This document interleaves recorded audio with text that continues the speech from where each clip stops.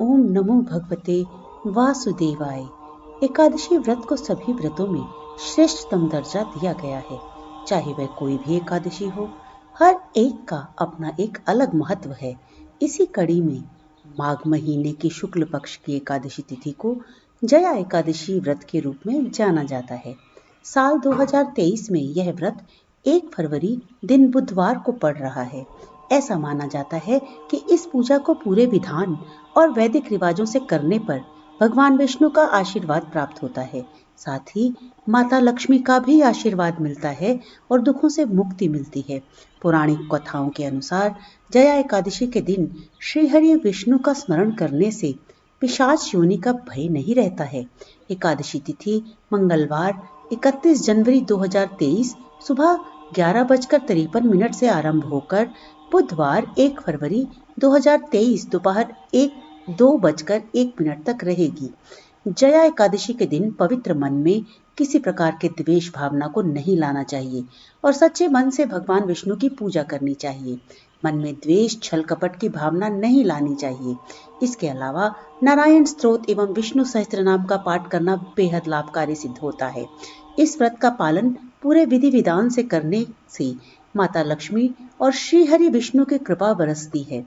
पौराणिक मान्यता के अनुसार भगवान श्री कृष्ण ने धर्मराज युधिष्ठिर के आग्रह पर जया एकादशी व्रत के महत्व और कथा का वर्णन किया। युधिष्ठिर ने पूछा, हे वासुदेव, फागुन मास के कृष्ण पक्ष में किस नाम की एकादशी होती है? कृपा करके बतलाइए। उसकी विधि क्या है तथा उसमें किस देवता का पूजन किया जाता है? भगवान श्री कृष्ण बोले, राजेंद्र, बतलाता हूँ, सुनो। माघ मास के शुक्ल पक्ष में जो एकादशी होती है उसका नाम जया है। वह सब पापों को हरने वाली उत्तम तिथि है। पवित्र होने के साथ ही पापों का नाश करने वाली है तथा मनुष्यों को भोग और मोक्ष प्रदान करती है। इतना ही नहीं, वह ब्रह्म हत्या जैसे पाप तथा पिशाच तत्व का भी विनाश करने वाली है। इसका व्रत करने पर मनुष्यों को कभी प्रेत योनि में नहीं जाना पड़ता। इसलिए राजन, प्रयत्न पूर्वक जया नाम की एकादशी का व्रत करना चाहिए। एक समय की बात है, स्वर्गलोक में देवराज इंद्र राज्य करते थे। देवगढ़ पारिजात वृक्षों से भरे हुए नंदन वन में अप्सराओं के साथ विहार कर रहे थे। 50 करोड़ गंधर्वों के नायक देवराज इंद्र ने स्वेच्छा अनुसार वन में विहार करते हुए बड़े हर्ष के साथ नृत्य का आयोजन किया। उसमें गंधर्व गान कर रहे थे, जिनमें पुष्पदंत, चित्रसेन तथा उनका पुत्र ये 3 प्रधान थे। चित्रसेन की स्त्री का नाम मालिनी था। मालिनी से एक कन्या उत्पन्न हुई थी जो पुष्पवंती के नाम से विख्यात थी। पुष्पदंत गंधर्व के एक पुत्र था जिसको लोग माल्यवान कहते थे।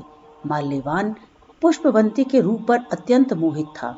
ये दोनों भी इंद्र के संतोषार्थ नृत्य करने के लिए आए थे। इन दोनों का गान हो रहा था। इनके साथ अप्सराएं भी थीं। परस्पर अनुराग के कारण ये दोनों मोह के वशीभूत हो गए। चित्त में भ्रांति आ गई, इसलिए वे शुद्ध गान ना कर सके। कभी ताल भंग हो जाता और कभी गीत बंद हो जाता। इंद्र ने इस प्रमाद पर विचार किया और इसमें अपना अपमान समझकर वे कुपित हो गए। अतः इन दोनों को शाप देते हुए बोले, ओ मूर्खों, तुम दोनों को धिक्कार है। तुम लोग पतित और मेरी आज्ञा भंग करने वाले हो। अतः पति पत्नी के रूप में रहते हुए पिशाच हो जाओ।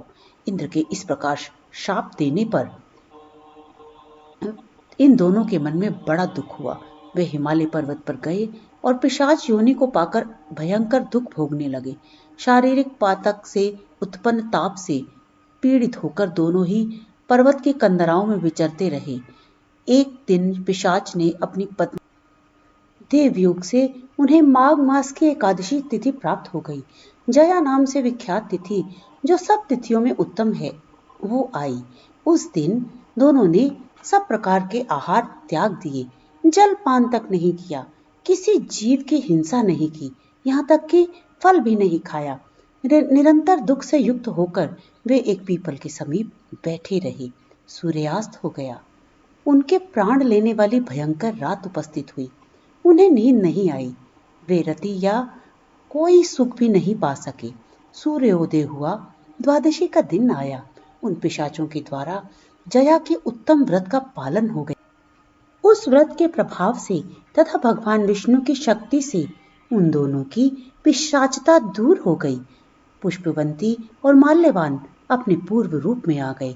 उनके हृदय में वही पुराना स्नेह उमड़ रहा था। उनके शरीर पर पहले ही जैसे अलंकार शोभा पा रहे थे। वे दोनों मनोहर रूप धारण करके विमान पर बैठे और स्वर्गलोक में चले गए। वहां देवराज इंद्र के सामने जाकर दोनों ने बड़ी प्रसन्नता के साथ उन्हें प्रणाम किया। उन्हें इस रूप में उपस्थित देखकर इंद्र को बड़ा विस्मय हुआ। उन्होंने पूछा, बताओ, किस पुण्य के प्रभाव से तुम दोनों का पिशाचत्व दूर हुआ है? तुम मेरे शाप को प्राप्त हो चुके थे, फिर किस देवता ने तुम्हें उनसे छुटकारा दिलाया है?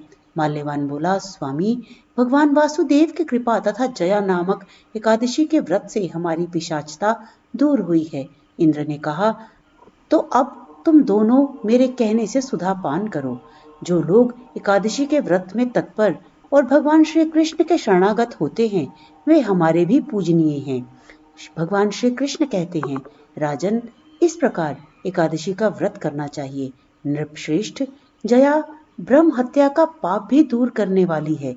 जिसने जया का व्रत किया, उसने सब प्रकार के दान दे दिए और संपूर्ण यज्ञों का अनुष्ठान कर लिया। इस महात्म्य के पढ़ने और सुनने से अग्निष्टोम यज्ञ का फल मिलता है। जय श्री हरि।